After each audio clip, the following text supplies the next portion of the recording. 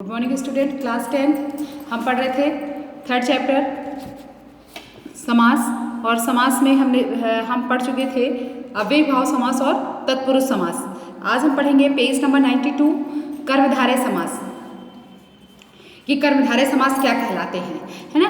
कर्मधारय समास कहलाता है इस समास में पहला पद विशेषण और दूसरा पद विशेष्य होता है, उसे कर्मधारय समास कहते हैं। पहला पद विशेषण होता है और दूसरा पद विशेष्य होता है।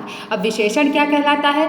जो शब्द किसी शब्द की विशेषता बतलाते हैं वो क्या कहलाते हैं? विशेषण कहलाते हैं। और जो शब्द और जिसकी विशेषता बतलाई जाती है वो विशेष्य कहलाते हैं। तो पहला पद क्या होगा? विशेषण होगा और दूसरा पद होगा विशेष्य। जैसे महात्मा, महान है जो आत्मा, तो पहला पद क्या है?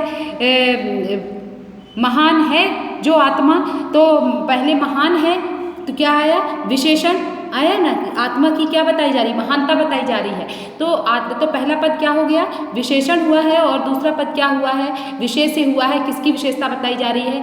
आत्मा की विशेषता बतलाई जा रही है, इसलिए ये क्या है? कर्मधारय समास है ना। आत्मा की विशेषता बतलाई जा रही है और पहला पद विशेषण है और दूसरा पद विशेष्य है, इसलिए ये क्या है? कर्मधारय समास है। इसी तरह देखिए दूसरा उदाहरण देखिए, घन श्याम, घन के समान श्याम। तो श्याम कैसे हैं? घन के समान है। घन मतलब होता है बादल, तो बादल क्या है? उपमान है। और दूसरा क्या है? उपमेय है। इसी तरह नीलांबर, नीला है जो अंबर, पहला पद विशेषण है और दूसरा पद विशेष्य है। इसी तरह देखिए चरण कमल, कमल के समान चरण, पहला उपमेय और दूसरा उपमान है, मतलब वही विशेषण और विशेष्य है। तो ये क्या कहलाए? कर्मधारय समास कहलाया। तो कर्मधारय समास क्या कहलाया? जो शब्द कर्मधारय समास में क्या कहलाया? जिस समास में पहला पद विशेषण और दूसरा पद विशेष्य होता है उसे कर्मधारय समास कहते हैं। इसके बाद आता है द्विगु समास। द्विगु समास में जिस समास में दूसरा पद प्रधान होता है और प्रथम पद संख्यावाची विशेषण के रूप में होता है तो वहाँ द्विगु समास होता है। तो द्विगु समास में जिस समास में दूसरा पद प्रधान होता है और प्रथम पद क्या होता है? संख्यावाची होता है। तो आपको क्या ध्यान रखना है द्विगु समास में कि प्रथम पद संख्यावाची होता है, ठीक है। उसे हम क्या कहते हैं? द्विगु समास कहते हैं। ये जो मैंने अंडरलाइन कर दिया है आप भी अपनी बुक में अंडरलाइन कर लीजिए और इसे आप अपनी नोटबुक में इस परिभाषा को लिखेंगे। तो कर्मधारय समास की परिभाषा भी आप लिखेंगे। इस समास में तत्पुरुष के ही समान दूसरा पद प्रधान होता है, पहला पद विशेषण तथा दूसरा पद विशेष्य होता है, उसे अथवा दोनों पदों में उपमेय, उपमान और उपमेय का संबंध होता है, उसे हम कर्मधारय समास कहते हैं। द्विगु समास में जिस समास में दूसरा पद प्रधान होता है और प्रथम पद संख्यावाची होता है तो उसे हम द्विगु समास कहते हैं। तो प्रथम पद में किसका बोध होगा? आपको संख्या का बोध होगा। तो प्रथम पद जैसे पंचवटी, तो पंच मतलब पाँच, तो पहले पद में हमें संख्या का बोध हुआ, इसलिए ये कौन सा समास है? द्विगु समास है। 5 वट वृक्षों का समूह। इसी तरह नवग्रह, तो पहला पद नव है, तो नव मतलब नौ, है ना, संख्या का बोध हुआ, इसलिए ये समास क्या हुआ? आपका द्विगु समास हुआ। इसी तरह द्वंद्व समास, जिस समास समस्त पद में दोनों पद प्रधान होते हैं वहाँ द्वंद्व समास होता है।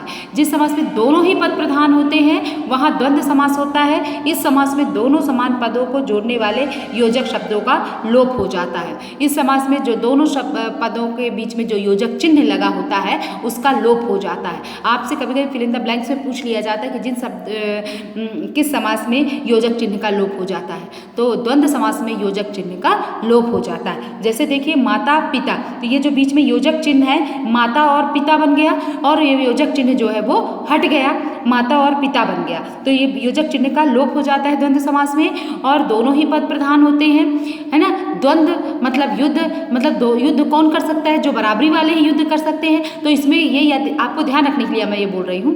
तो जैसे द्वंद्व समास क्या कहलाया? तो दोनों ही पद प्रधान होंगे, इसमें दोनों ही पदों की प्रधानता होती है, जैसे भाई बहन, चाचा चाची, मामा मामी, दिन रात आदि, ये क्या कहलाएंगे? द्वंद्व समास के अंतर्गत आएंगे।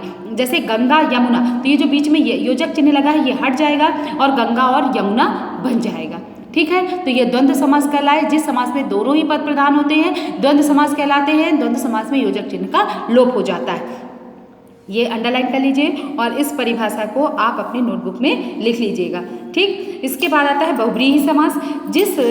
जहाँ प्रथम और द्वितीय दोनों पद मिलकर किसी तीसरे पद या अर्थ की ओर संकेत करते हैं, वहाँ बहुब्रीहि समास होता है। इस समास में दोनों पदों में कोई भी पद प्रधान नहीं होता। तो बहुब्रीहि समास की आपने परिभाषा लिखी, जिस समास में दोनों ही पद प्रधान नहीं होते बल्कि अन्य पद प्रधान होता है उसे बहुब्रीहि समास कहते हैं। ठीक है, जिस समास में दोनों ही पद प्रधान नहीं होते बल्कि अन्य पद प्रधान होता है उसे बहुब्रीहि समास कहते हैं। जैसे चक्रपाणि, चक्र है हाथ में जिसके, अर्थात कौन, कृष्ण। तपोधन, तप ही है धन जिसका, तपस्वी। संधि और समास में अंतर। अब हमारे संधि और समास में अंतर क्या है, अब ये जानेंगे। संधि और समास दोनों ही जुड़ने मिलने की प्रक्रिया है, अतः दोनों के अंतर को जानना भी अत्यंत आवश्यक है। संधि का अर्थ है जोड़ या मेल, जबकि समास का अर्थ है संक्षिप्तीकरण। देखिए दोनों के अर्थ में अंतर है, इसमें मेल करना है और इसमें इसका अर्थ है संक्षिप्तीकरण। संधि में दो वर्णों का मेल होता है जबकि समास में दो या दो से अधिक पदों का मेल होता है। संधि में मिले हुए परिवर्तित वर्णों को अलग अलग करने की प्रक्रिया संधि विच्छेद कहलाती है, जबकि समास या समस्त पद के सभी पदों को अलग अलग करने की प्रक्रिया समास विग्रह कहलाती है। ये संधि और समास में अंतर आपका आता है, आप इसे नोटबुक में लिख लीजिएगा और इसे याद कर लीजिएगा। ये आपके पेपर में कभी कभी आ जाया करता है, संधि और समास में अंतर। तो ये आपके संधि और समास में अंतर है। तो देखिए संधि का अर्थ क्या है, जोड़ या मेल, जबकि समास का अर्थ है संक्षिप्तीकरण।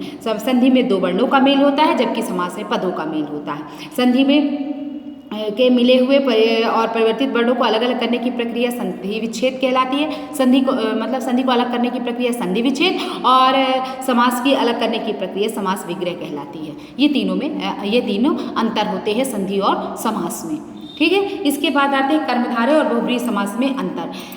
कर्मधारय समास से प्रथम पद दूसरे पद का विशेषण होता है तथा दूसरा पद प्रधान होता है, जबकि बहुब्रीहि समास में दोनों पदों में विशेषण विशेष संबंध नहीं होता है और ना ही दोनों में से कोई भी पद प्रधान होता है। इसमें दोनों पद मिलकर किसी तीसरे पद की ओर संकेत करते हैं। जैसे कमल नयन, कमल जैसे नयन, कर्मधारय समास। पीताम्बर, पीला है जो अंबर, अर्थात कर्मधारय समास। कमल जैसे नयनों वाला, अर्थात कृष्ण।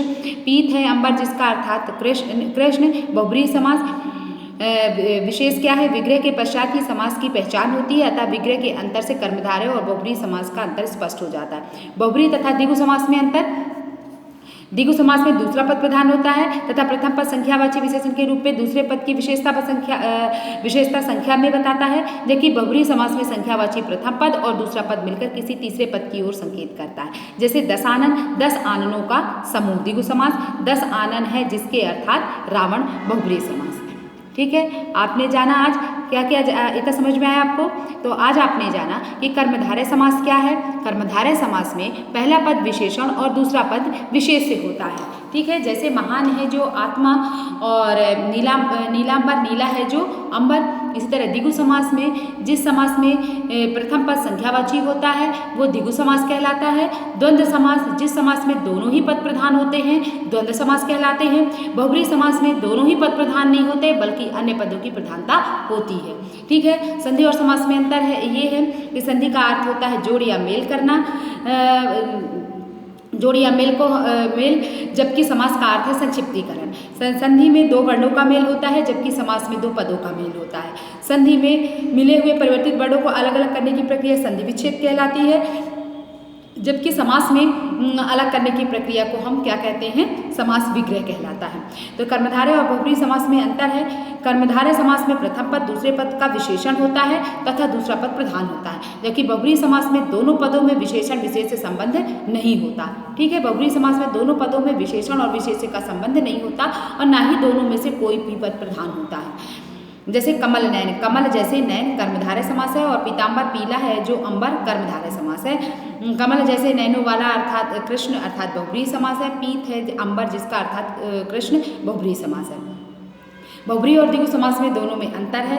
द्विगु समास में दूसरा पद प्रधान होता है तथा प्रथम पद संख्यावाची विशेषण के रूप में दूसरे पद की विशेषता संख्या में बताता है, जबकि बहुब्रीहि समास में संख्यावाची प्रथम पद और दूसरा पद मिलकर किसी तीसरे पद की ओर संकेत करता है। इसमें क्या करता है, तीसरे पद की ओर संकेत करता है। ये दोनों में अंतर होता है। ठीक, इतना समझ में आया। जो नहीं समझ में आया वो डाउट क्लास से पूछ लीजिएगा।